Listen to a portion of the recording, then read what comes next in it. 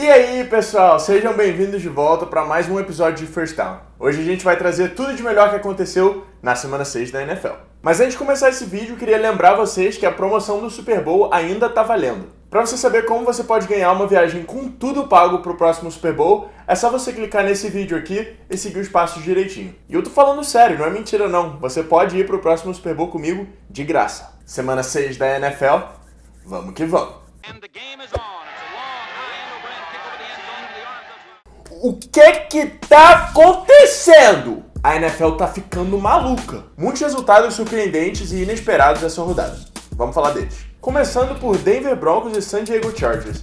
O que? Como assim o time de San Diego ganhou dos atuais campeões do Super Bowl? No fim do jogo, eu realmente achei que ia estar aqui hoje contando pra vocês como que San Diego teve a chance de ganhar mais um jogo e perdeu. Mas eles conseguiram finalmente encerrar um jogo com vitória. Parabéns! A defesa jogou como gente grande o jogo inteiro, causando 2 fumbles cruciais, um deles já no fim do jogo. Mesmo assim, faltando menos de 1 minuto para terminar a partida, os Denver Broncos tiveram um onside kick e recuperaram a bola. Com isso, eles tiveram mais uma chance de arremessar a bola na endzone. Mas o quarterback Trevor Siemian não conseguiu nem fazer a bola chegar na endzone. Eu vou deixar essa passar porque ele se machucou há 2 semanas atrás. Bom, mesmo com a vitória, os Chargers seguem em último na AFC West, que continua sendo liderada pelos Oakland Raiders. O time de Oakland, que por sua vez perdeu em casa para os Chiefs, outro confronto de divisão. E esse jogo também ajudou na confusão que ficou a AFC West, já que os 2 times que estavam na segunda metade da tabela ganharam dos 2 times que estavam na primeira metade da tabela. Então agora ficou tudo mais próximo. O destaque desse jogo vai para o running back Spencer Ware, que teve 131 jardas terrestres e um touchdown. O time de Kansas City fica agora só uma vitória dos líderes, os Denver Broncos e os Oakland Raiders, e os 2 ainda têm que ter a sua bye week. Os Kansas City Chiefs já tiveram. E o meu querido time, os Cleveland Browns, conseguiram somar mais uma derrota. Os Tennessee Titans começaram o jogo bem, com um touchdown logo no início, e esse outro touchdown aqui lindo entre Marcus Mariota e o Kendall Wright para 48 jardas. Você pode notar que o wide receiver cai antes da endzone, levanta e entra na endzone. Se você está se perguntando por que isso valeu, é porque nenhum jogador de Cleveland tocou nele enquanto ele estava no chão. Então ele pode levantar e continuar correndo. Cleveland até ameaçou uma virada, claro, para dar esperança aos seus torcedores de que algo bom pode acontecer, mas no final não conseguiram e acabaram perdendo por 2 pontos. Os Titans agora passam para a segunda posição da AFC South. E Cleveland, claro, continua ocupando o último lugar da AFC North, ainda sendo o único time a não ter ganhado esse ano. Ah, uma curiosidade. Cleveland não começa uma temporada 0-6 desde 1999. O que, se você pensar, é um pouco triste, porque não faz tanto tempo assim. A AFC North continua sendo liderada pelos Pittsburgh Steelers, que também perderam essa rodada. Aliás, agora que eu tô pensando, nenhum time da AFC North ganhou na semana 6 da NFL. Mas esse jogo dos Steelers foi sem dúvida a grande surpresa da rodada. O quarterback Ben Roethlisberger acabou se machucando nessa jogada aqui que resultou numa interceptação e ele ia passar por cirurgia no joelho hoje. Ainda não se sabe quanto tempo ele deve ficar fora do campo, mas alguns especialistas estimam umas 2 ou 3 semanas. E os Buffalo Bills, hein? Que é isso? 45-16 nos 49ers. O time de São Francisco que contou com a volta do seu quarterback da franquia, o Colin Kaepernick. Kaepernick, que tinha chamado mais atenção pelo que fazia fora de campo do que dentro de campo, voltou e voltou razoavelmente bem. Ele arremessou para um touchdown muito longo, com muito mérito do recebedor também, que é verdade, que finalizou a jogada, mas ele também conseguiu fazer jogadas bastante eficientes no chão, correndo. Se você não sabe, o Kaepernick ficou sentado durante o hino americano num jogo de preseason e isso gerou uma polêmica, assim, gigante. É um assunto muito extenso que vem sendo falado desde então, então se vocês quiserem que eu faça um vídeo específico sobre esse assunto, do porquê isso gerou tanta polêmica, deixa um comentário aqui embaixo falando faz o vídeo do Kaepernick, faz o vídeo do Kaepernick, faz o vídeo do Kaepernick, e aí eu vou fazer pra vocês. Mas bom, voltando ao jogo. Os Bills massacraram. Grandíssimo jogo do LeSean McCoy, com 140 jardas terrestres e 3 touchdowns. Os Philadelphia Eagles, desde que voltaram da bye week na semana passada, ainda não conseguiram encontrar a vitória. São 2 derrotas seguidas agora. Destaque do jogo para o quarterback dos Redskins, o Kirk Cousins, que foi muito preciso na hora de arremessar a bola na endzone. Os New York Giants reencontraram a vitória, dessa vez contra os Baltimore Ravens, jogando em casa. Destaques do jogo para o Eli Manning, o quarterback dos Giants, com mais de 400 jardas e 3 touchdowns, E pro wide receiver, o Odell Beckham Jr., de quem eu falei na semana passada que estava com problemas fora de campo, agora ele voltou a jogar bem, com 222 jardas e 2 touchdowns. Mas talvez a parte mais importante desse jogo seja que a novela entre o Odell Beckham Jr. e o golzinho dos Kickers chegou ao fim. E teve final feliz. Depois de fazer esse touchdown, que acabou dando a vitória aos Giants, o Odell Beckham Jr. correu em direção ao golzinho e pediu o golzinho em casamento. E claro, como vocês podem ver pela reação dele, ela com certeza disse sim. Bom, brincadeiras à parte, os Baltimore Ravens perderam 3 seguidas e agora estão com 3-3, depois de começar 3-0. E os Giants voltam a ganhar e ficam com 3-3 também. Giants ainda em último lugar da NFC East, mas já se aproximando dos Philadelphia Eagles, que caíram para a terceira posição. Eu não sei o que está acontecendo com o time de Carolina. Alguém me explica, por favor, por que os Panthers estão tão mal. Especificamente sua defesa. Tudo bem que o Josh Norman saiu, um grande cornerback, grande jogador, beleza. Mas eles tomarem 41 pontos dos New Orleans Saints? Eu sei que se os Saints têm alguma coisa boa, é o ataque. Mas 41! A defesa foi um dos pontos mais fortes no ano passado. Será que mudou tanto assim? Destaque do jogo para o Drew Brees com 465 jardas aéreas, 4 touchdowns, ele fez a festa. Incluindo esse touchdown aqui para o Brandon Cooks. A velocidade desse wide receiver é absurda. Mas quem ganhou o jogo para o time de New Orleans, na verdade, foi o kicker, o Will Lutz, que acertou o field goal, que desempatou o jogo já nos últimos segundos. Os Panthers, agora com 1 vitória e 5 derrotas, estão em último na sua divisão na NFC South. Um time que chegou ao Super Bowl no ano passado. O jogo mais fraco da rodada talvez tenha sido entre os Jaguars e os Chicago Bears, 17-16. Foi um jogo emocionante, mas foi um jogo emocionante porque os dois times são ruins. Talvez a única jogada assim mais legal de se mostrar tenha sido esse touchdown aqui do Aurelius Ben. Mais uma vez, o wide receiver caiu no chão sem o toque da defesa, então ele pôde levantar e chegar até a endzone.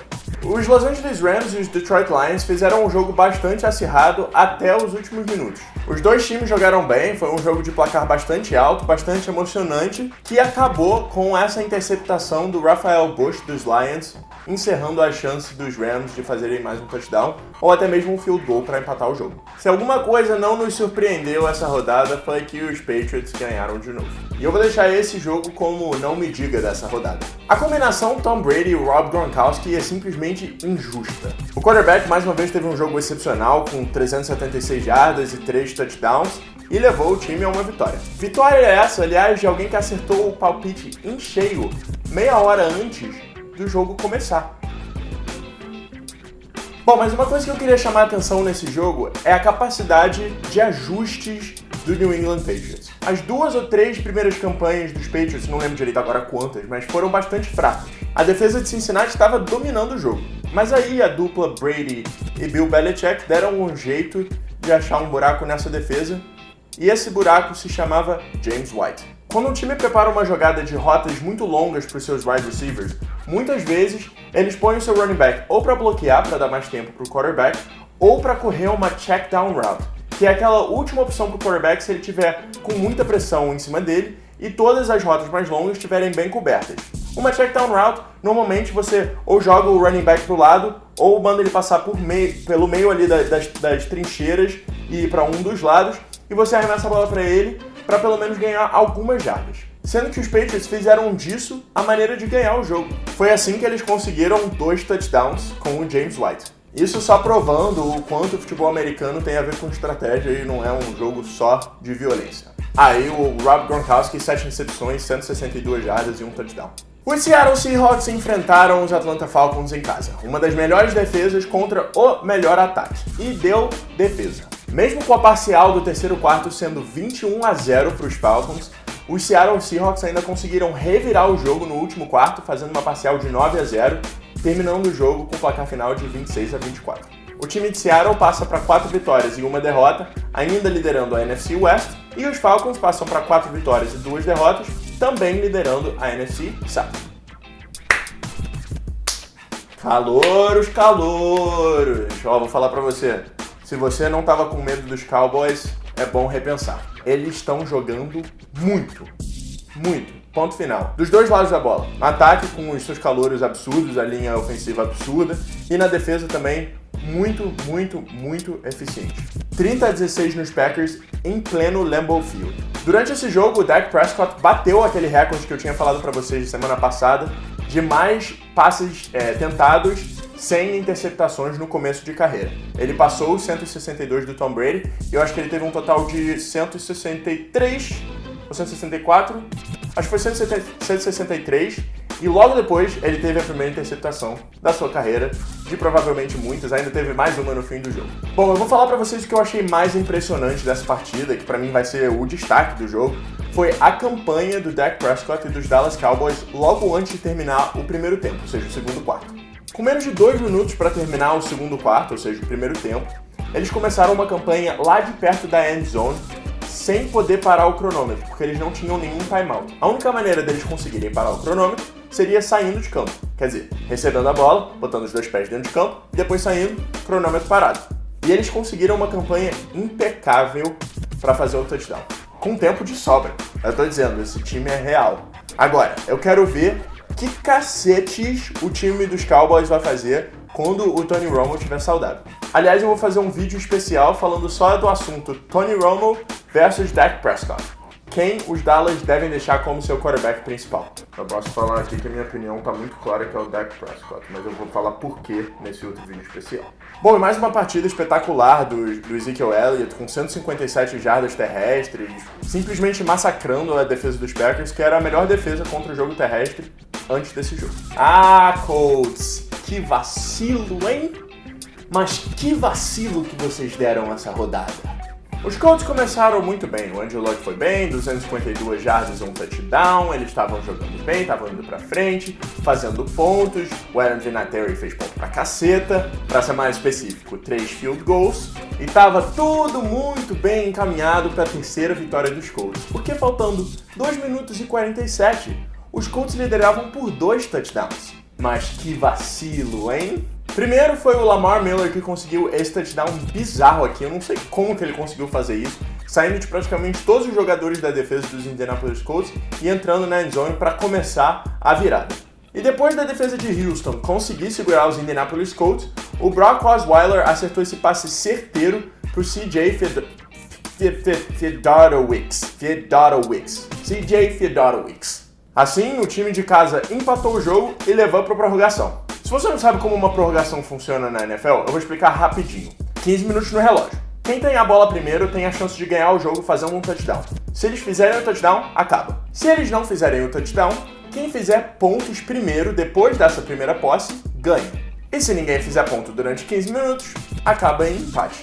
Sim, jogos da NFL podem acabar em empate, mas é muito raro. Bom, os Colts tiveram a bola primeiro, não conseguiram fazer ponto nenhum, os Texans foram lá e o kicker Nick Novak acertou um chute de 33 jardas para ganhar o jogo. E os Jets conseguiram perder mais uma, dessa vez de 28-3 para os Arizona Cardinals lá em Arizona. O time de Nova York jogou muito mal, errando na defesa, errando no ataque.